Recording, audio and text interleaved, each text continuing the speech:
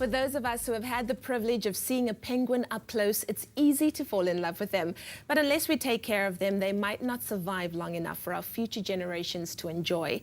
It's for that reason that the annual Waddle for a Week is taking place from today. And joining me in studio to chat about it is Hayley McClellan, environmental campaigner and organizer of Waddle for a Week. We've also got Samantha in studio, the Waddle for a Week mascot. And then we've also got Skipper, one of the ambassadors for African penguins from SANCOB, a non-profit seabird rehabilitation centre in Tableview. Welcome, everyone. So good to see you guys here. Quite festive in our studio this morning. Hayley, tell us, what exactly is Waddle for a Week? So we'll be heading off today very early, and we start in Gansbaai, which is down the beautiful coast, and we'll be waddling our way over 6 days to Simonstown, to Boulders Beach. And significantly, we begin in Gansbaai because offshore from there is Dyer Island, where there's a breeding colony, established breeding colony of African penguins.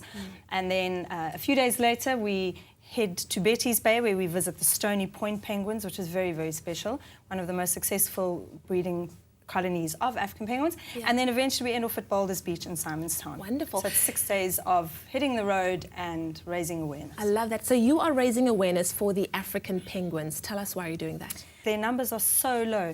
If you think of it, about 100 years there were close to 2 million of these individuals, and today less than 40,000 birds remaining. That is shocking. So we chose the African penguin. It's not just about focusing on the African penguin. We chose the African penguin to create environmental awareness, which is even more key, because you know, if we look after the environment, we look after the penguin, and if we look after the environment and the penguin, then we look after the people on the planet. I mean, like, Skipper's so cute. Like, I might just keep her. She's so stunning right now.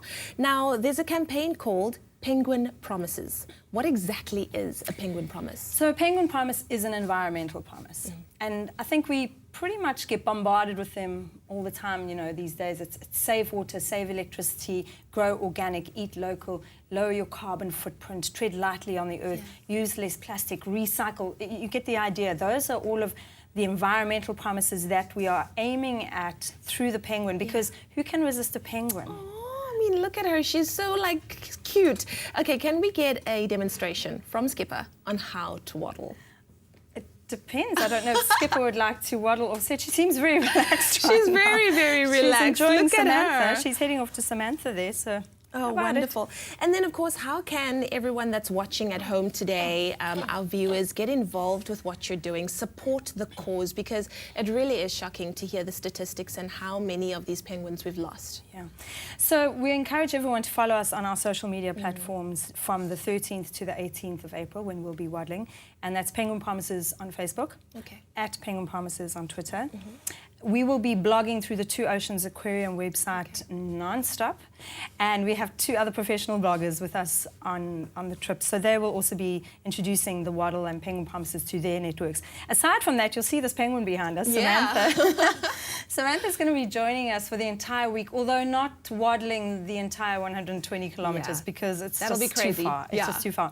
But making guest appearances, and with that hoot sign. Now, the hoot sign is actually very important, because that's almost how we've measured the attention of the passing motorist and the public over the years. So just to give you an idea, so in 2013 we counted 3,000 hoots. We actually count the hoots every day. 3,000 motorists interacted with the campaign as they were driving by. That was 2013. 2014 we upped that to 7,000 hoots. This year we're aiming at 10,000 hoots. And that's really important for us, because we call it action learning. If people get involved, they will remember us. And there is a small chance too that they will investigate the campaign and see what it's all about. If people simply drive past and don't bother to hoot, they'll probably never remember us.